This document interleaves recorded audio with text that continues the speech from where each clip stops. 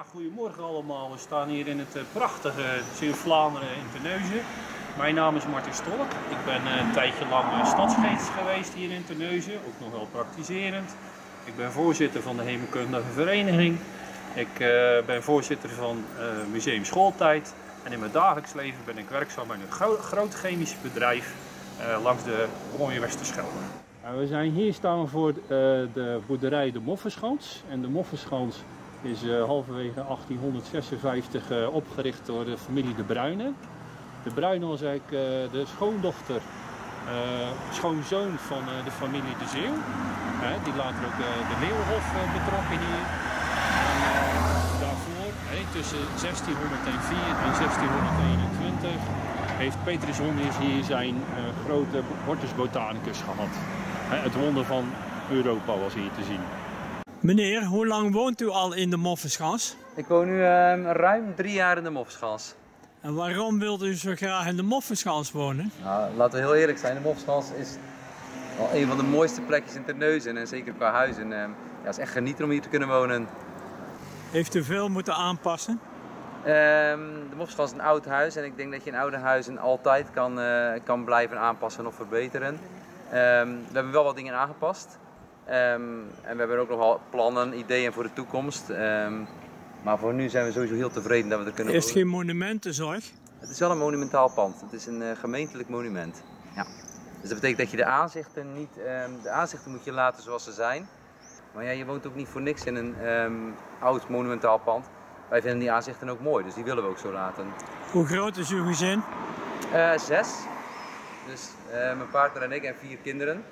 Ik zie dat er nog 1 bijgekomen is. Dat klopt inderdaad, ja, dat staat nog steeds. Het is al ruim een half jaar oud, maar het staat nog wel op de ramen, ja. Ja, we kijken hier eigenlijk langs de Jacob Katstraat naar beneden. Aan de linkerzijde zien we de Koedijk. En op de Koedijk, daar verbouwde Petrus Honnius een grote druivenstruiken waar hij ook wijnen maakte voor de omgeving. We draaien nu naar Dierenwereld XL. Daar stond daar vroeger eigenlijk de grote schuur van Honnius en later ook van de Moffenschans zelf. Hij is in de eind jaren 70 afgebrand, daar zijn nog foto's voor. En daarachter ziet u de grote hofstee van de Moffenschans. De oorspronkelijke hofstee was wat kleiner. Petrus Honnius had zijn kantoor daar zo boven, dat is zijn boeken en zijn verzamelingen. En daar kwam ook de grote geleerden uit de regio op de buurt, uit de buurt op bezoek. Zoals ook Jacob Cats en de grote Daniel Heinsius, de bibliothecaris van Leiden. In de 15e eeuw werd ook het dorp Triniteit opgericht, hier in Terneuzen. Dat is eigenlijk een stukje verderop. Alleen Triniteit had ook de eerste korenwindmolen van de regio. En die stond ook hier zo boven op de Koedijk. En rechts zie je dan eigenlijk ook de leeuwtjes van het oude kasteel Daldano, het Spaans kasteel. Ja, dit is eigenlijk de oprijlaan van de oude Leeuwenhof. En zoals u ziet is het gemarkeerd links en rechts door 2 leeuwtjes. Die leeuwtjes zijn eigenlijk oorspronkelijk van het Spaanse fort. En dan moeten we weer terug naar de tijd van Parma en de hertog van Alva en het Spaanse fort in Terneuzen. Dat werd in 1574 opgericht, naar aanleiding van de bevrijding van Den Briel en Vlissingen in 1572. De Geuzen waren toen zwaar aan het plunderen en de Spanjaarden hadden er genoeg van. Dus het Spaanse fort werd in Terneuzen neergezet en links en rechts werden deze leeuwtjes hier zo aan geflankeerd. Dus links en rechts van de ingang van het fort waren deze leeuwtjes en daaronder stond een spreuk en er stond op in het Spaans: ik ben verdediger van de niet in opstand zijnde landen en wateren. Zorg ervoor dat de verdediger geen aanvaller wordt. Franciscus de Aldano, kapitein van Philips, koning van Spanje, heeft mij gesticht. Daarom heet ik Aldano, eind april 1575. Ja, de linkerleeuw heeft als schild een puntje beneden. En ik moet voorstellen een brandende zee met een felle lucht. Alleen, ja, iemand heeft deze zee goud geverfd, maar dat is niet echt een historische kleur voor dit schild. In de heraldiek kan je zien, omdat het een puntje van onder heeft het schild, dat het een mannelijk schild is. Dit rechte schild is totaal anders dan het Scandinavische schild links. Dit laat zien 3 eikels in de dop met een rode keper in het midden. Als je naar dit schild kijkt, dan zie je dat het rond van onder is. Dus het is een vrouwelijk schild.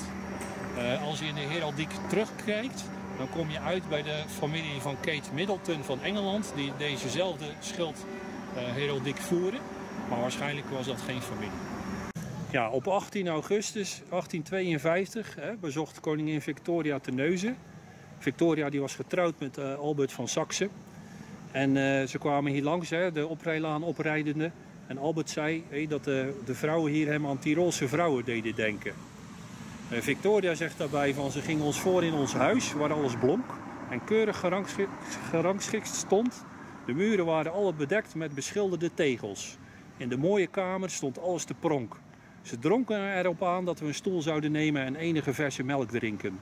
En als dank hiervoor stuurde koningin Victoria een prachtig vergulde zilveren beker met de initialen VR, Victoria Regina, naar haar toe. En er werd nog een schilderij gemaakt in 1852 door Louis van Cuyck. En het heet The Farm of Pieter de Vijter near Terneuzen. En het bevindt zich in de Royal Collection van Elisabeth II. Ja, dus dit is een foto van de Axelse straat. In 1927 was dat ook de ambtswoning van burgemeester Huizinga. En als je goed kijkt, dan zie je nog geen boom daarvoor staan en ook geen bankje. Links zie je de Tramstraat.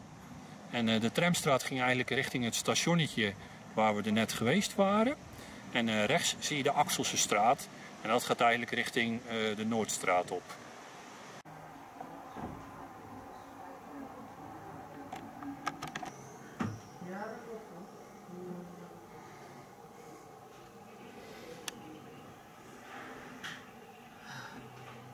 Sta ik er nou ook op? Ja. In 1936 heeft burgemeester Huizinga, Johannes Huizinga, afscheid genomen van de gemeente Terneuzen. Alleen ze konden het niet zomaar voorbij laten gaan, dus daarom heeft eigenlijk later in september de burgerij samen met de gemeente een bank geschonken ter nagedachtenis van het burgemeesterschap van Johannes Huizinga. Door vandalisten was eigenlijk het bord dat hier hangt, de letters werden verwijderd, omdat het brons CQ Messing was. Er zat ook wat koper in. En we hebben het dan laten vervangen, samen met de heemkundige vereniging, door een kortenstaalplaat. Omdat het hufterproof is. Het probleem is wel, van toen we het hier hingen, waren we de J en het puntje vergeten. Dus het J en het puntje hebben we later er nog bij laten plaatsen. Op het bord zelf. Dat was even een dingetje. Schijnbaar tot de jaren 80 heeft er een J met een puntje op gestaan. Toen zijn hier verbouwwerkzaamheden geweest in het plantsoen. Toen zijn ze vergeten die J met het puntje er terug op te zetten. Dus ik zag die historische foto's en er stond eigenlijk die J met dat puntje niet op, want dat waren de foto's van de jaren 80. Dat iemand zei, ja, vroeger zat ik met mijn vrouw altijd hier spelletjes te doen. Gewoon gezellig. En we zaten altijd met onze vinger over de J en dan maakten ze altijd een rondje langs een puntje. Dus vandaar dat we die later bij hebben gezet. 2 jaar later, in 1938, werd door burgemeester Tellegen hier ook nog de Beatrixboom geplant, omdat zij geboren was in januari 1938.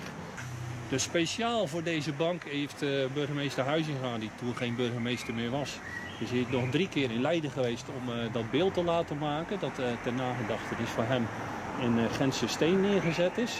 En ook kenmerkend is eigenlijk de stijl van de bank zelf, want als je goed kijkt, het is in een J-vorm. En die J-vorm is omdat het burgemeester J. Huizinga bank is. Dus vandaar dat die J met dat puntje ook erg belangrijk was. De steentjes die schijnen ook nog misschien uit de voetgangerstunnel te komen uit Antwerpen.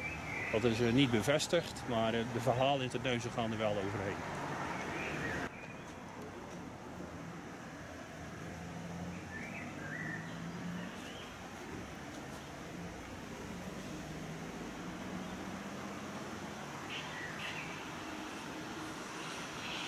In de Van Steenbergenlaan. De Van Steenbergenlaan werd in de jaren 20 ongeveer opgericht.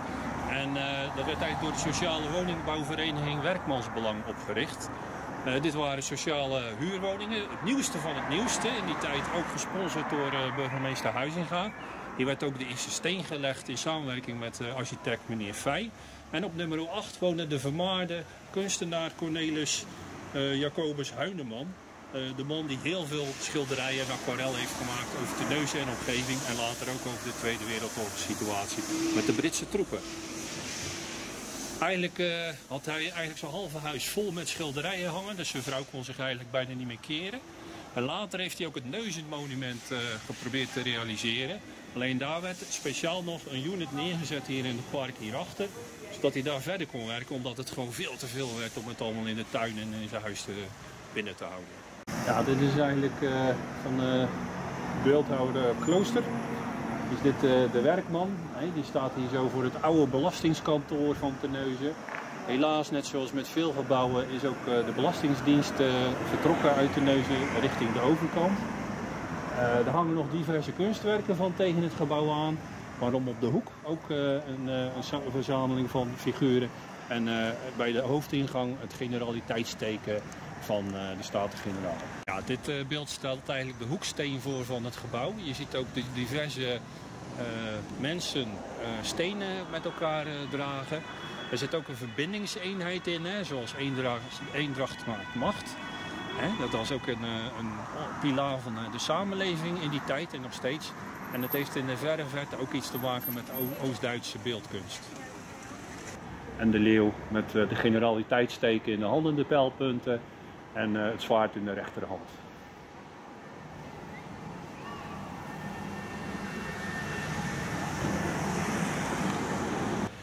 Dit is de vredesduif, waar eigenlijk de duif overhandigd wordt ter bevestiging van de vrede in Europa die op dat moment heerste. Versus in die tijd moet je ook denken aan, toen had je ook het Oostblok met het ijzeren gordijn. Vrede was in die tijd een zware thematiek.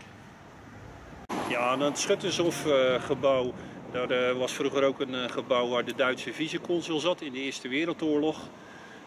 In deze tijd was ook de heer Dirk de Witte chauffeur van de Duitse viceconsul in Terneuzen. En hij reed eigenlijk met de Duitse viceconsul op en neer naar België. Hier zo rechtsonder ziet u het gebouw. Maar hij was niet alleen chauffeur, hij begon ook te werken als spion voor de Belgen. En hij voorzag hen ook voor informatie over de grensversterking en de groepenverplaatsingen. Hij werkte eigenlijk zo een beetje in het Belgisch verzet voor 3 jaar. En bij toeval vernam hij van een Duitse officier die hij naar Brussel reed over een landgenoot dat de Nederlandse chauffeur van blankers verdacht werd van spionage. En bij zijn volgende rit zou worden gearresteerd. En hij heeft een plan bedacht om dat te verijdelen. Hij nam grote risico's en als hij was betrapt had hij de kogel kunnen krijgen. Dus een grote kleine held in Terneuzen. Hierachter liep vroeger eigenlijk het water door richting de Oostbeer. Is later parkeerplaats geworden. Heel veel Terneuzenaren vinden dat heel erg jammer omdat er nu geen bootjes meer door Terneuzen varen. Ja, hier over de kolk eigenlijk, waar vroeger eigenlijk op de oostkant de bootjes aanmeerden. Dan had je vroeger ook een sluisje, dat is later eigenlijk vervangen door een ophaalbruggetje. Het bruggetje komt uit Sluiskil, is eind jaren 60 hier neergezet. En het is recentelijk ook weer totaal opgeknapt om weer werkend te zijn. Alleen ik heb hem nog nooit omhoog getrokken gezien. Ja, links ziet u het beeld van meneer Griep. Dat is eigenlijk de verbeelding van de Vliegende Hollander. Terneuzen is de stad van de Vliegende Hollander. Na het befaamde verhaal van meneer Marriott. Ja, dus links zie je het gebouw dat eigenlijk overkoepelend is over de doorvaart naar de Oostkolk. En rechts zie je het gebouw de Campagne, wat eigenlijk de achterkant van een VO-schip moet voorstellen. De scheepvaart is echt de thematiek die later in Terneuzen in de architectuur hier binnen gezet is. Daar zo rechts heb je het Rabobankgebouw. Daarvoor stond het gebouw dan met het torentje en daarvoor stond daar op Herengracht nummer 1 vroeger de gemeentelijke woning van de burgemeester Huizinga en zijn voorganger meneer Geil. Dus ja, zoals u kunt zien is het ook speelstad in Terneuzen vandaag en ook van het weekend. De jeugdclub komt ook aan bod. Hier zo rechts heb je Café de Vriendschap.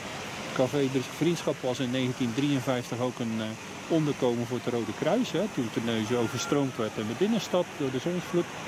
En als je ook kijkt, dat wapenschild van Terneuzen, dat is niet helemaal authentiek.